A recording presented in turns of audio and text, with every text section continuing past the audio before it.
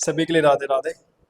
मैं मिस्टर सनातन हैकर आपके सामने एक व्लॉग और लेकर आया हूँ जो कि हमारे देवानंद जी से रिलेटेड है, हमारे भारतीय सिनेमा से रिलेटेड है। और तो और हमारे देवानंद जी को सदाबहार रोमांटिक हीरो भी कहा जाता था।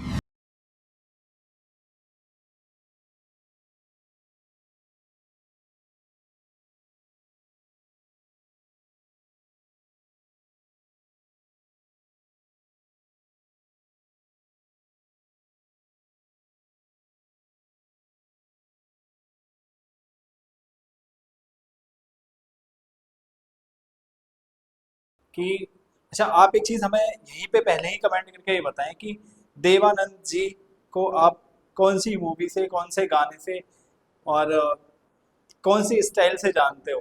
ठीक है, ये जरूर एक बार आप हमें कमेंट करके बताएं। देवानंद देवानंद एक नाम नहीं, एक दौर है। ठीक है, एक दौर था 1940 से लेके और जब तक वो जिए तब तक। ठीक है, और वो दौर ऐसा था, अगर वो काली पैंट और काला कोट उस टाइम में पहन लेते थे ना, ठीक है, तो लड़कियां आपस में पागल हो जाती थी, लड़ने लग जाती थी कि देवानंद मेरा है, देवानंद मेरा है, देवानंद मेरा है। इसलिए भारत सरकार ने भी इन पे बैन लगा दिया था कि भाई आप काला कोट और काली पैंट नहीं पहनोगे। ऐसे भारतीय सिनेमा इतिहास के पहले ऐसे हीरो हैं जिन पे कि ये वाला बैन लगा था कि आप काला कोट और काली पैंट कभी नहीं पहनोगे। यार ऐसा भी हो सकता है क्या? मतलब लड़कियां मर रही हैं आपके लिए भाई, इतना एवरग्रीन हीरो मैंने अपनी जीवन में पहली बार देखा। ठीक है, और हो सकता है कि आपने भी पहली बार देखा।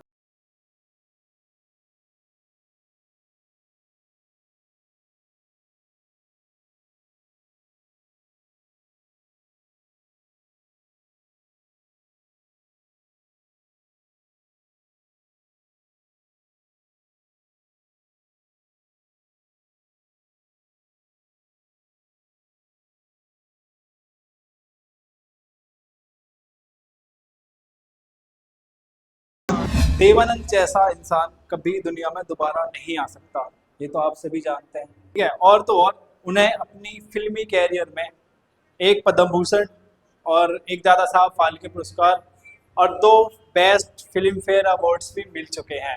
ठीक है, और मैं मिस्टर सनातन हैकर, आप आप मेरे साथ ऐसे ही बने रहें।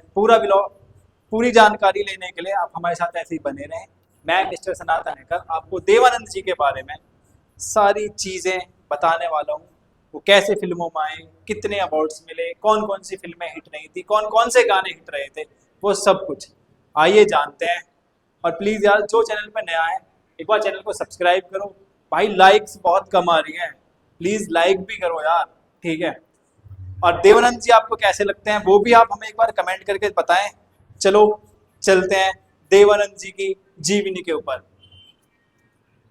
जी हाँ, मैं बात करूं देवानंद जी के जीवन के बारे में। उनका जन्म 26 सितंबर 1923 को गुरदासपुर में हुआ था, जो कि आज पाकिस्तान में है। यार मैं एक चीज़ बताऊं, मैंने जितने भी भारतीय सिनेमा के दिग्गज हीरोज के बारे में थोड़ा पढ़ा तो मुझे ये पता चला कि वो जो है उस टाइम में था तो पूरा भारत ही, लेकिन बाद में भारत और पाकिस्तान अलग अलग बन गया। तो वो सारे हीरो अब के पाकिस्तान में ही पैदा हुए थे, है ना। ये मैंने कई हीरोज के बारे में जानकारी लिया तो वो सब वहीं से पैदा है। आपको ये जानकर हैरानी होगी कि उनके पिता किशोरी लाल जी, किशोरी लाल आनंद, जो कि वकील थे और वो भी देवानंद साहब को एक ऊंची पोस्ट पर तैनात करना चाहते थे। इसीलिए उन्होंने उनका admission government of government college of Lahore में करा दिया, जहाँ से उन्होंने इंग्लिश से सारी पढ़ाई करी और अपनी डिग्रियां प्राप्त करी। ये तो है उनके जीवन के बारे में जानकारी। अब मैं बताने वाला हूँ उनकी पहली फिल्म और फिल्मी कैरियर के बारे में। ठीक, अगर मैं उनके फिल्मी सफ़र की बात करूं तो देवानंद साहब फिल्म की देवानंद साहब काम की तलाश में मुंबई आए और मुंबई में आकर उन्हें जो है एक मिलिट्री मिलिट्री सेंसर ऑफिस में 160 रुपए प्रति माह के हिसाब से नौकरी भी मिल गई। उस टाइम की 1940 के आसपास 160 रुपये महीने आज के 1,60,000 रुपये के बराबर है। ये तो आप सभी जानते होंगे, है ना, क्योंकि पढ़े लिखे अच्छे थे तो इसलिए इतनी पैसों की नौकरी भी मिल गई थी उन्हें। ठीक है जी। अब उस टाइम पे उन्हें उनकी एक पहली फिल्म मिली जो कि प्रभात टॉकीज ने उन्हें दी थी, और वो फिल्म थी हम एक। उन्होंने उस फिल्म में काम किया और वो उनकी पहली फिल्म रही जिससे उन्होंने फिल्मी दुनिया में कदम रखा। ठीक है, और फिल्मी दुनिया में कदम तो देवानंद साहब का रख ही गया था। ठीक है, उसके बाद उनका फिल्मी कैरियर शुरू हो गया। शुरू होते होते होते होते उनकी एक फिल्म आई जिद्दी, जो कि 1948 में आई थी। वो ऐसी सुपर डुपर हिट रही, उस फिल्म ने देवानंद साहब को आसमान तक पहुंचा दिया। और फिर उनकी अच्छी अच्छी फिल्में, फिर उनको लोग जानने लग गए, सुपरस्टार हो गए। ठीक है, फिर तो भाई एक जब सुपरस्टार आप बन जाते हो तो अलग ही कहानी हो जाती है जी। अब बात करता हूँ मैं कि देवानंद साहब हीरो ही नहीं थे, उन्होंने फिल्में लिखी भी, फिल्मों के निर्माता भी बने, डायरेक्टर भी थे। ठीक है, तो उन्होंने अपना एक खुद का एक स्टूडियो खोला जिसका नाम था निकेतन फिल्म्स, जो कि 1949 में ही खुल गया था। मतलब उनकी जिद्दी फिल्म जो है फेमस हुई थी 1948 में, और उन्होंने तुरंत की तुरंत अगली साल ही अपने भाइयों को साथ लेकर 1949 में निकेतन फिल्म के नाम से फिल्म स्टूडियो खोल दिया, और जिसमें भारत की नंबर 1 फिल्म उस टाइम की गाइड बनी। और तो और गाइड ही नहीं, हरे राम हरे कृष्णा जैसी क्लासिक फिल्में निकेतन फिल्म्स में ही शूट हुई, उनके द्वारा ही बनाई गई थी।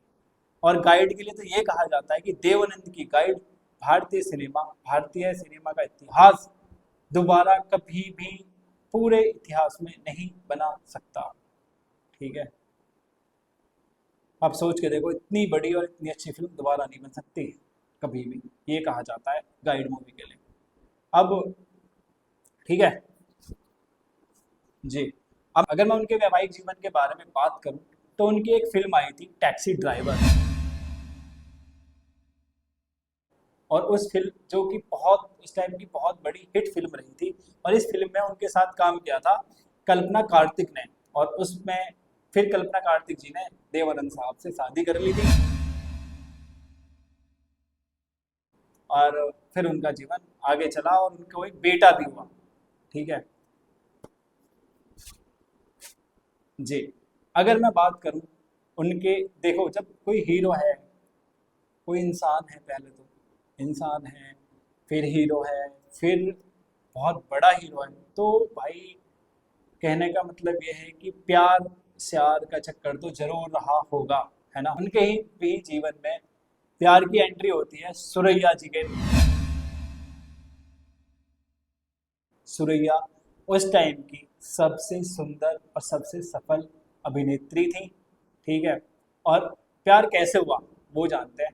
प्यार होने की वजह थी कि उनके साथ देवानंद साहब की 6 फिल्में आई लगातार, और उन फिल्मों की शूटिंग के दौरान ही सुरैया जी को देवानंद साहब ने डूबने से बचाया था। जब पानी में डूबने से बचाया था, और उसके बाद ही सुरैया जी को देवानंद साहब से प्यार हो गया, लेकिन वो उनसे शादी नहीं कर सके क्योंकि परिवारवाद को लेके उनकी शादी नहीं हो पाई। बाद में देवानंद साहब ने ये कहा था कि अगर मेरी शादी सुरैया जी से हो जाती तो मेरी लाइफ कुछ अलग ही होती। ठीक है, अगर मैं बात करूं उनके फिल्मी कैरियर के बारे में, ठीक है, कि उन्होंने अपने पूरे जीवन में कितनी फिल्में दी और उनमें से कौन कौन सी हिट फिल्में रहीं, तो उन्होंने अपने पूरे जीवन में 100 फिल्मों में काम किया, जिनमें से बहुत सारी फिल्में हिट रही, और कुछ हिट फिल्मों के नाम मैं आपको गिनवाता भी हूँ, और आप जरूर कमेंट में जरूर हमें ये बताएं कि क्या आपने ये सारी फिल्म, इनमें से कोई सी भी एक फिल्म देखी है ज़रूर आप हमें कमेंट करके बताइएगा। ठीक है, चलिए सुनते हैं कौन कौन सी फिल्म देवानंद साहब की हिट रही थी उस टाइम पे। तो देवानंद जी ने अपने पूरे कैरियर में 60 साल तक उन्होंने काम किया। 60 साल के कैरियर में उन्होंने 100 फिल्मों से ज़्यादा में काम किया। ठीक है, उनकी कुछ बेस्ट फिल्में मैं आपको बताता हूँ, हो सकता है वो आपने देखी भी होंगी। पहली फिल्म गाइड, जो कि 1965 में आई। उस टाइम की बहुत अच्छी फिल्म, बेहतरीन फिल्म थी। ये मान सकते हैं कि देवानंद जी के पूरे जीवन की सबसे बड़ी फिल्म गाइड है। ठीक है, और ये भी कहा जाता है कि गाइड जैसी मूवी दोबारा नहीं बन सकती। भारतीय सिनेमा बना ही नहीं सकता ऐसी फिल्म दोबारा। ठीक है, एक थी ज्वेल थीफ, जो कि 1967 में आई, वो भी बहुत अच्छी फिल्म थी। ठीक है, उसके बाद आई जॉनी मेरा नाम। जॉनी मेरा नाम तो मैंने कई बार देखी है, हो सकता है आपने भी देखी होगी। जानी मेरा नाम, है ना, कुछ इस तरीके से उसमें बोलते थे वो। और वो फिल्म आई थी 1970 में, हो सकता है आपने जरूर देखी होगी। ठीक है, उसके बाद आई हरे कृष्णा हरे रामा, कि 1971 में आई थी। हो सकता है 100% वो भी आपने देखी हो। ठीक है, और तो और उसके बाद आई टैक्सी ड्राइवर, जो कि 1954 में आई थी। उसके बाद आई सीआईडी, जो कि 1956 में आई थी। ठीक है, उसके बाद आई काला बाजार, जो कि 1960 में आई थी। ये उनकी ऐसी बेहतरीन फिल्में हैं जो कि देवानंद जी के अलावा उन्हें कोई और बना ही नहीं सकता था, उनमें कोई और हीरो हो ही नहीं सकता था। तो आप हमें एक बार कमेंट करके ज़रूर बताएं कि ये वाली फिल्म देवानंद जी की आपको कैसी लगी। क्या आपने इनमें से कोई सी भी एक फिल्म देखी है? अगर देखे तो जरूर आज एक बार हमें कमेंट करके जरूर बताएं। ठीक है, जी हाँ। अब मैं बात करता हूँ उनके बेस्ट गानों के बारे में, कि उनके कौन कौन से बेस्ट गाने आपने कितनी बार गुनगुनाए हैं, कभी लीड लगा के, कभी डीजे में लगा बजा के। ठीक है, और तो और मुझे आज ही पता चला जब मैं ये चीजें लिख रहा था, उनके बारे में देख रहा था, तो कि ये गाना है ना, पन्ना की तमन्ना है कि हीरा मुझे मिल जाए। इस गाने पे बहुत सारी रील्स बननी है, देखा भी है मैंने। ये मूवी थी हीरा और पन्ना। ये मूवी थी हीरा और पन्ना, जो कि 1973 में आई थी। यार ये गाना भी देवानंद जी का है। पहले सुनिए ये वाला गाना।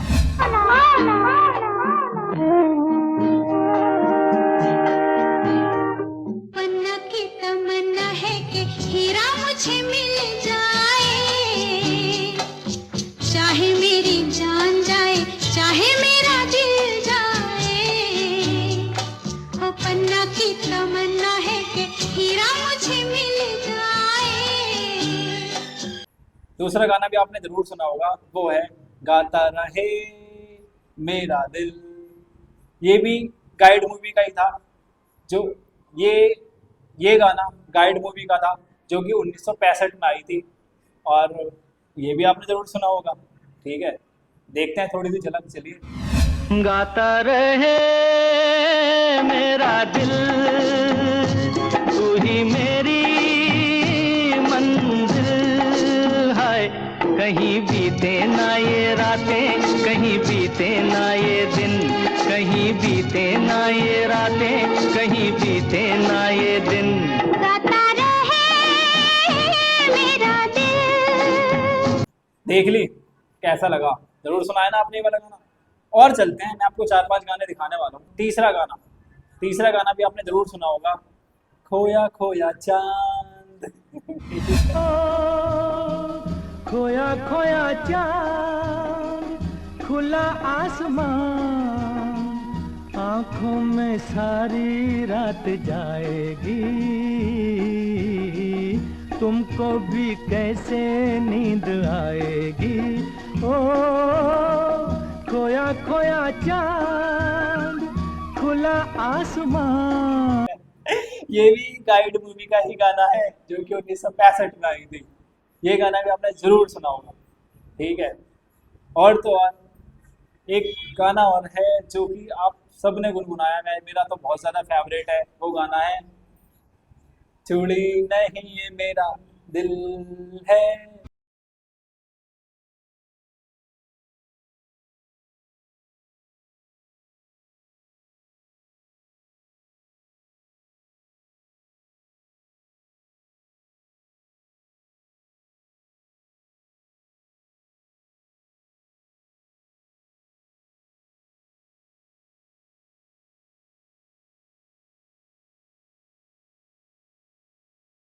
भाई ग्लैमर मूवी का, जो कि 1971 में आई थी। ठीक है। और दूसरा गाना एक और है जो मेरा और भी बेस्ट है, वो है ये, है अपना दिल तो आवारा, न जाने किस पे आएगा। अपना दिल तो आवारा।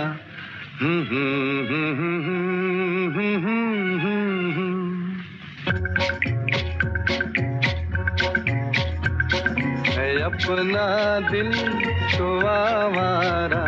ठीक है। ये मूवी थी 16वां साल, और ये आई थी 1958 में। और उनका एक और सबसे बेस्ट गाना जो कि आप सबने जरूर सुना होगा, लास्ट गाना बताने जा रहा हूँ मैं ये वाला।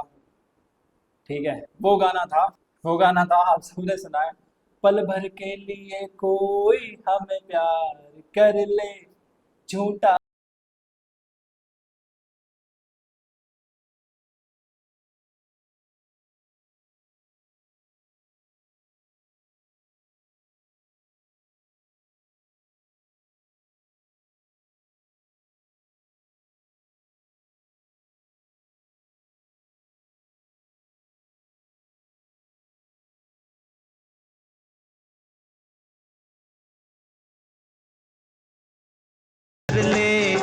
ये वाला गाना भी जानी मेरा नाम का है, जो कि 1970 में आई थी। ये गाना फिल्माया गया था भाई आपकी और हमारी फेवरेट हीरोइन हेमा मालिनी जी के ऊपर। और ये गाना मेरा तो बहुत ज़्यादा फेवरेट है। ये गाने थे उनके जो आपने और हमने बहुत सुने और आगे तक सुनते रहेंगे। हमारी आने वाली पीढ़ियां भी इस गाने को इसी तरीके से सुनेंगी जैसे कि हम सब ने सुना था। ठीक है। बात करता हूँ उनके पुरस्कारों के बारे में कि उनको क्या क्या पुरस्कार मिले, क्या क्या सम्मान मिले उन्हें अपने फिल्मी कैरियर में। तो उन्हें 4 पुरस्कार मिले, जिनमें से जिनमें से 2 फिल्म फेयर, 1 पद्म भूषण और 1 किशोर कुमार सम्मान, जो कि अभिनय के क्षेत्र में दिया जाता है। ठीक है। पहले फिल्म फेयर अवार्ड की मैं बात करूं तो उन्हें मिला वो काला पानी के लिए, जो कि 1959 में आई थी। ठीक है। और दूसरे फिल्म फेयर अवार्ड की बात करूं तो वो मिला था गाइड के लिए। गाइड तो मैंने आपको पहले भी बताया कि गाइड उनकी सबसे बेस्ट मूवी है, जो कि भारतीय सिनेमा उस मूवी को दोबारा कभी नहीं बना पाएगा। और ये थी 1967 में आई थी गाइड। ठीक है। उसके बाद उन्हें तीसरा पुरस्कार मिला पद्म भूषण, जो कि भारत सरकार द्वारा भारत में तीसरे नंबर का सबसे बड़ा पुरस्कार है, जो कि 2001 में देवानंद साहब को दिया गया था। ठीक है। अब एक और पुरस्कार मिला उन्हें किशोर कुमार सम्मान, जो कि उन्हें अभिनय के क्षेत्र में दिया जाता है।